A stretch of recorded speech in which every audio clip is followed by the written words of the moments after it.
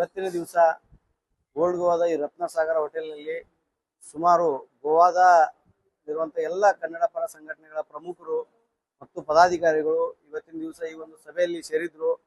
ಗೋವಾದಲ್ಲಿ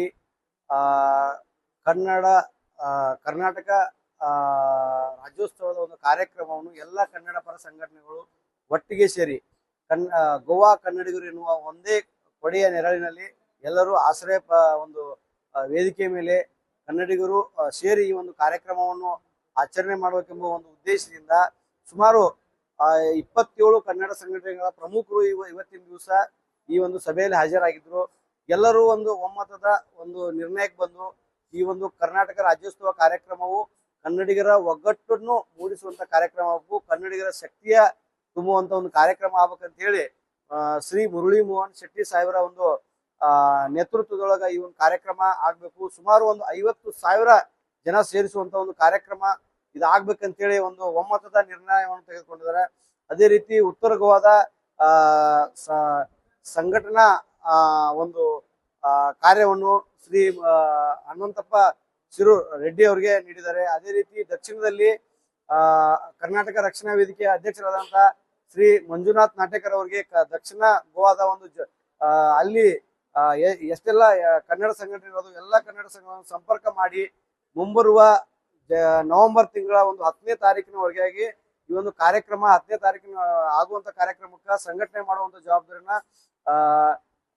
ಮಂಜುನಾಥ್ ನಾಟೇಕರ್ ಅವರು ನೀಡಿದ್ದಾರೆ. ಅದೇ ರೀತಿ ಈ ಒಂದು ಕಾರ್ಯಕ್ರಮದ ಕಾರ್ಯದರ್ಶಿಯಾಗಿ ಶ್ರೀ ಕನ್ನಡಿಗ ಹಿರಿಯರಾದಂತ ರಾಷ್ಟ್ರೀಯ ಬಂಜಾರ ಸಮಾಜ ಅಧ್ಯಕ್ಷರಾದಂತ ಶ್ರೀ ಸುರೇಶ್ ರಜಪೂತ್ ಸಾಹೇಬರಿಗೆ ನೀಡಿದ್ದಾರೆ. ಅದೇ ರೀತಿ ಈ ಒಂದು ಕಾರ್ಯಕ್ರಮದ ಒಟ್ಟಾರೆ ಹಣಕಾಸಿನ ವ್ಯವಸ್ಥೆಯನ್ನು ಖಜಾಂಚಿ ಏನಿದೆಯಲ್ಲ ಆ ಜವಾಬ್ದಾರಿಯನ್ನ ನಮ್ಮ ಕನ್ನಡಿಗರ ಒಂದು ನಾಯಕರಾದಂತಹ ಶ್ರೀ ರಾಜೇಶ್ ಶೆಟ್ಟಿ ಅವರಿಗೆ ನೀಡಿದ್ದಾರೆ.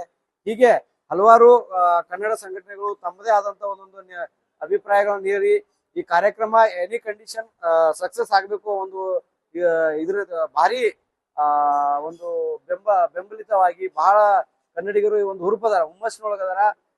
ನವೆಂಬರ್ 10ನೇ ತಾರೀಕು ಆಗುವಂತ ಕಾರ್ಯಕ್ರಮ ಯಶಸ್ವಿ ಆಗ್ಬೇಕು. ಕನ್ನಡಿಗರ ಒಂದು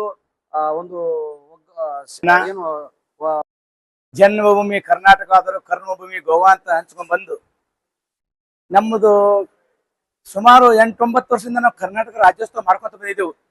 ಯಾಕಂದ್ರೆ ಅವ್ರವ್ರ ಸಂಘಟನೆಯಿಂದ ಕರ್ನಾಟಕ ರಕ್ಷಣಾ ವೇದಿಕೆಯಿಂದನೂ ನಡೀತಿತ್ತು, ಕನ್ನಡ ಸಂಘದಿಂದ ನಡೀತಿತ್ತು, ಇನ್ನೂ ಅನೇಕ ಕನ್ನಡ ಪರಿಷತ್ನಿಂದ ನಡೀತಿತ್ತು.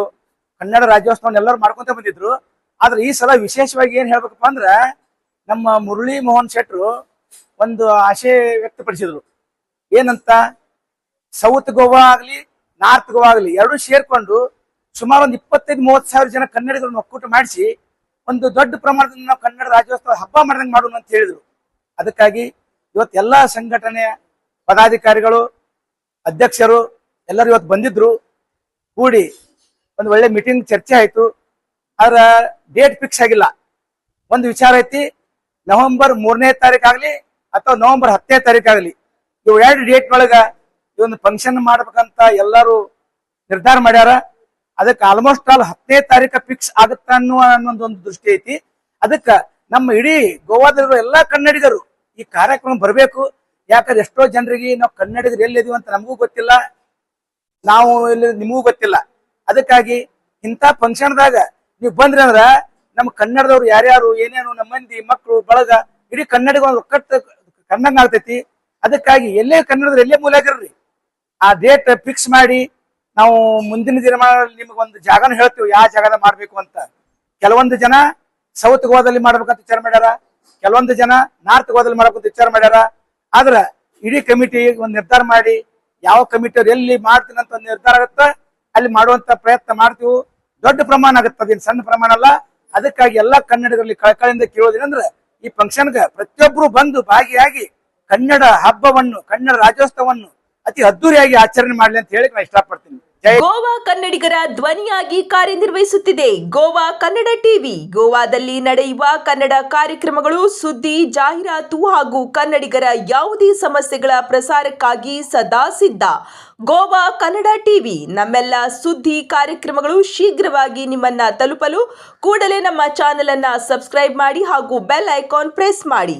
ನಿಮ್ಮ ಸುದ್ದಿ ಹಾಗೂ ಜಾಹೀರಾತಿಗಾಗಿ ಈ ಕೆಳಗಿನ ದೂರವಾಣಿ ಸಂಖ್ಯೆಯನ್ನ ಸಂಪರ್ಕಿಸಿ.